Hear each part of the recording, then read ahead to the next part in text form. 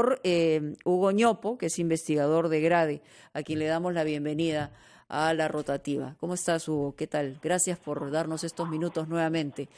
Y empezar por las cifras que nos dabas en la evaluación que ustedes han hecho, ¿no? 4 de 10 son trabajadores independientes en el Perú. O sea, ¿y de qué hablamos cuando hablamos de trabajadores independientes? ¿No? Porque no es un solo tipo de trabajador independiente, todo lo contrario. Buenas tardes, Mónica. Siempre es un gusto. Exactamente. Mira, 4 de cada 10 trabajadores son independientes. Esto suma más o menos 6.200.000, 6.300.000 trabajadores, con una realidad, como bien dices, bien heterogénea. Pero para muchos de ellos, una realidad también bien precaria. Precaria, claro. De estos 6.200.000, cerca de 5 millones consiguen llevar a sus casas a fin de mes una remuneración mínima vital o menos. Sea porque trabajan a tiempo parcial, o sea porque su productividad es muy baja, aquello a lo que se dedican no genera grandes ganancias. Pero mira, es un bolsón muy grande de personas cuyos ingresos mensuales ya pre-pandemia eran así de bajos. Entonces, lo que hay que preguntarse de cara al futuro es, muchas de estas personas seguramente no van a ser contabilizadas como desempleadas, porque no va a haber un empleador que les dé una carta de despido, ni van a entrar en suspensión perfecta. Exacto. Van a seguir trabajando, pero la pregunta relevante es cuánto van a poder llevar a sus casas diariamente, semanalmente, a fin de mes. Claro, cuando hablamos, Hugo, de 6.200.000 que están en este enorme rubro, estamos hablando de más del 50% de todos los trabajadores en el país, ¿o de qué porcentaje estamos hablando? Porque si hablamos de una informalidad en el país de alrededor del 70%, que probablemente crezca en estas semanas, y hablamos de muy poca formalidad dentro de nuestro país, cuando estamos hablando de casi 6,5 millones de personas que se dedican a esto, que además después de la pandemia van a estar por debajo probablemente de la línea de pobreza, digamos, ¿cómo podemos hacer esas comparaciones en el todo, ¿no? En el universo total de trabajadores? Hagamos esa comparación del todo. Entonces, 6,5 millones, para redondear, trabajadores independientes, la misma cantidad de asalariados privados. Okay. La típica imagen que tenemos cuando pensamos en un trabajador que trabaja en una empresa, 6,5 millones, la misma cantidad. Ambos ya suman 80% del empleo. A esto habría que sumarle los trabajadores del sector público, que habría que poner un 10% adicional, y el resto ya son trabajadores del hogar, trabajadores familiares no remunerados, y completamos la figura. Pero mira el grueso del mercado de trabajo. Sí, claro. 6,5 millones de independientes, 6,5 millones de asalariados privados.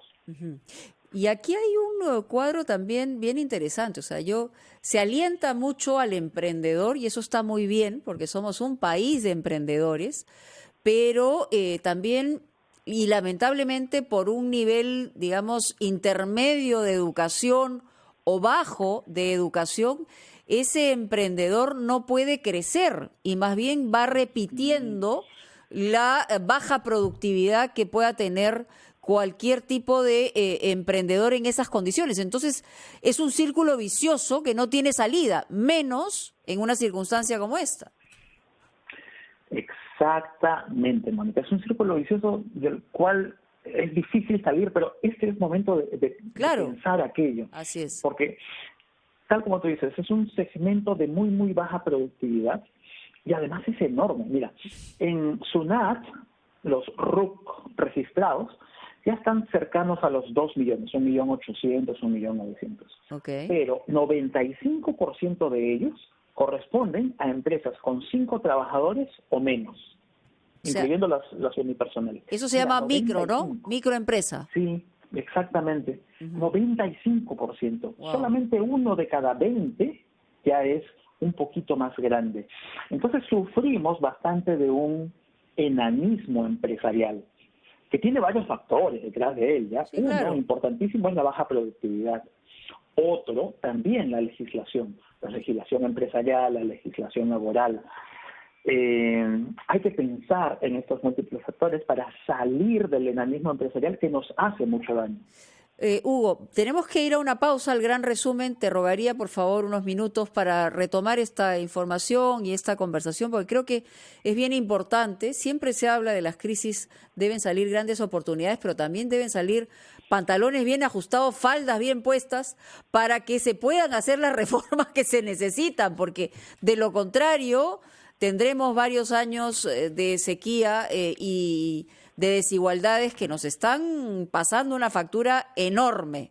Vamos a una pausa, ya regresamos.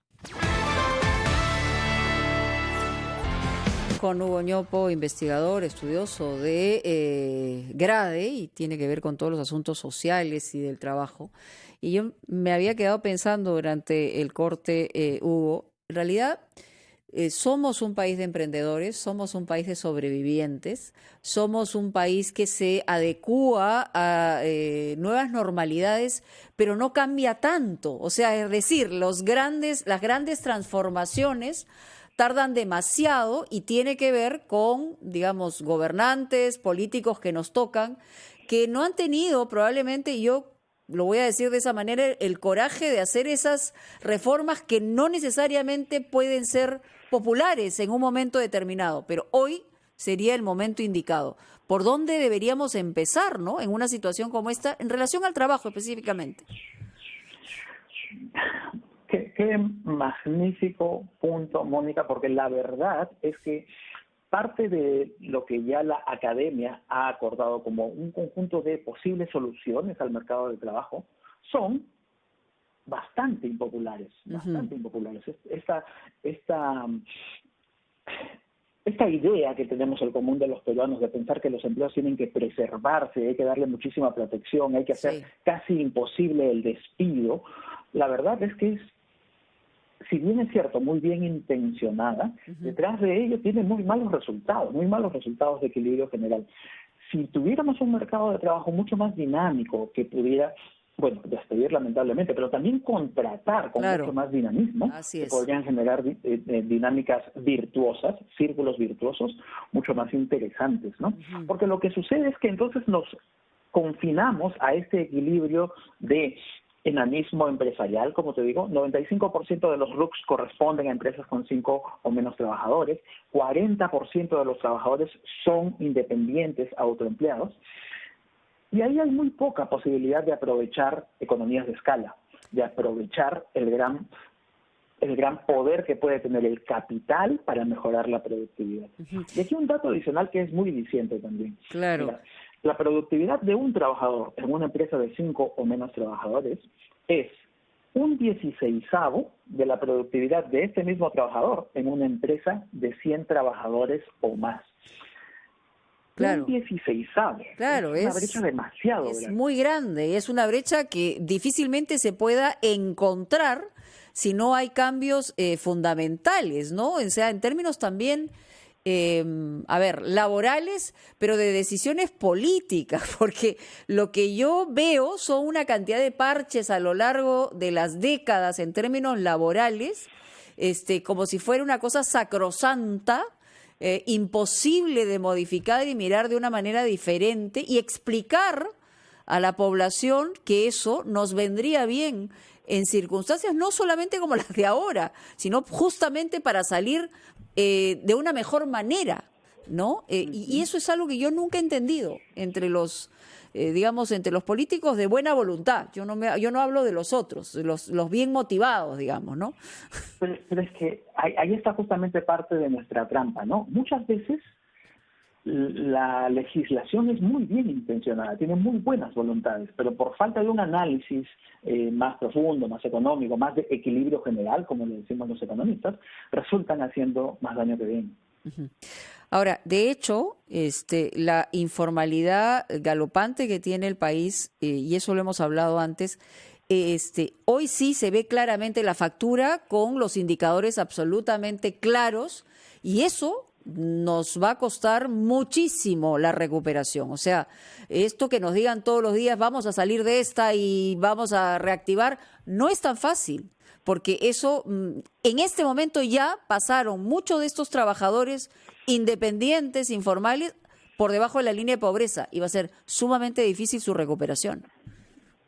Sí, Pablo Lavado ya ha hecho unas estimaciones de qué tamaño sería esa nueva pobreza. Y si bien hoy estamos cercanos al 20% de hogares por debajo de la línea de pobreza, sus estimaciones dicen que probablemente podríamos llegar hasta un 30% de incidencia de pobreza. Habrá que ver si llegamos a ello o no, o cómo llegamos. Pero déjame retomar un punto que me parece bien importante, que tú decías acerca de olas pasadas de crisis, grandes aprendizajes y grandes reformas. Ya hemos tenido eso. En los 80, después de una gran crisis, aprendimos todos sobre la importancia de la estabilidad macro, de la disciplina fiscal, y hoy estamos cosechando los frutos de ello, felizmente. Entonces, saquemos el nuevo aprendizaje. Hoy nuestro nuevo aprendizaje es que, además de la gran reforma macro, necesitamos grandes reformas micro. Un mercado de trabajo que sirva de eslabonamiento entre la bonanza macro y el bienestar de los hogares. Y un Estado capaz de invertir más en las personas, en su salud y su educación. Con eso vamos a dejar esa reflexión, que creo que es lo más importante. Efectivamente, hay que mirar esas grandes transformaciones micro que hacen pues que comiencen a acercarnos como país y no seamos dos países o tres países completamente distintos. Si es que pasa la pandemia, regresamos a nuestra burbuja en el país moderno y dejamos a todo el resto del país que se mueva como pueda. Eso no debería volver a pasar, y eso sería parte de esa transformación que deberíamos tener luego de una circunstancia tan dolorosa como esta, que en realidad todavía estamos en pleno aprendizaje porque falta mucho por delante. Gracias a Hugo Ñopo por estar con nosotros aquí en nuestro programa en la Rotativa del Aire. Y a esta hora